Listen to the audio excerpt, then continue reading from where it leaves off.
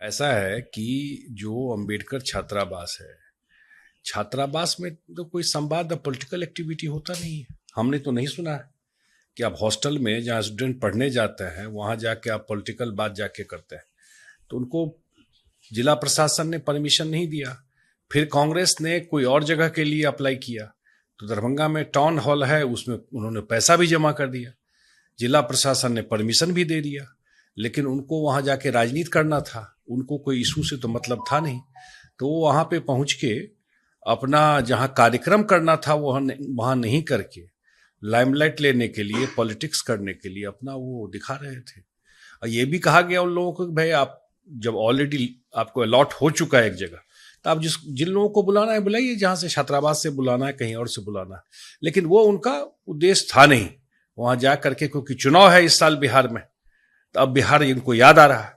तो यही है और क्या है। बिल्कुल देखिए, चुनाव का समय आया है और इनको बिहार से इतना ही लेना देना है। जिन लोगों को संविधान दिखाने गए थे वो 2005 में नीतीश कुमार जी के आने से पहले महादलित अति पिछड़ों को बिहार में पंचायत में भी आरक्षण नहीं था। किसकी सरकार थी? आरजेडी की, कांग्रेस की। कभी पूछिए उनसे भी कि भाई सरकार चलाए तो आरक्षण क्यों दिए? नीतीश कुमार जी का वेट कर रहे थे क्या? जातीय जनगणना की बात करते हैं तो देश में तो नीतीश कुमार जी पहले मुख्यमंत्री हैं जो करवा दिए, वो चर्चा नहीं करेंगे।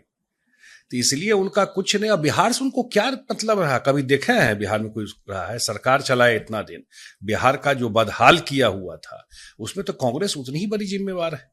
तो वो अपना राजनीति करने गए, लेकिन बिहार के लोग, चाहे लोकसभा हो या बाद का बाई इलेक्शन हो, वो जानते हैं कि बिहार के लिए किसने काम किया है और आगे कौन काम करेगा, और ये डबल इंजन की सरकार ही उनका आगे काम करने वाला है। तो वो अपना घूम रहा है।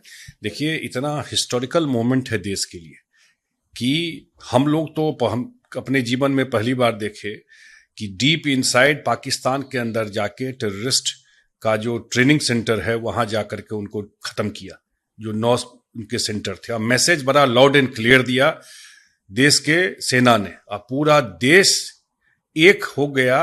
इतना प्राइड की बात थी। मुझे लगता है इस स्तर पे जाके नहीं जाना चाहिए जिस स्तर पे जाके ये लोग इस चीज को भी पॉलिटिक्स में डालने की कोशिश करते हैं। 2008 में इतना बड़ा घटना हुआ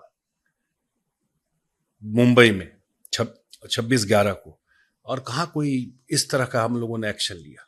पहली बार एक न्यू नॉर्मल आदरणीय प्रधानमंत्री जी ने स्टैब्लिश किया है, और वो ये देश और दुनिया में मैसेज क्लियर हो गया कि जब टेररिज्म की बात होगी तो अब भारत कंप्रोमाइज नहीं करेगा, बहुत सफर कर। ये उचित नहीं है। मुझे लगता है कि जो भी देश के जवान हैं, एक एक आदमी देश का प्राइड फील करता है, कोई जो भी जहां पर है।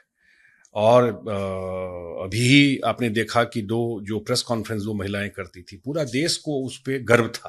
तो इसलिए मुझे लगता है कि इस तरह का बयान कम से कम जो लोग सार्वजनिक जीवन में है उससे तो बिल्कुल बचना चाहिए उनको।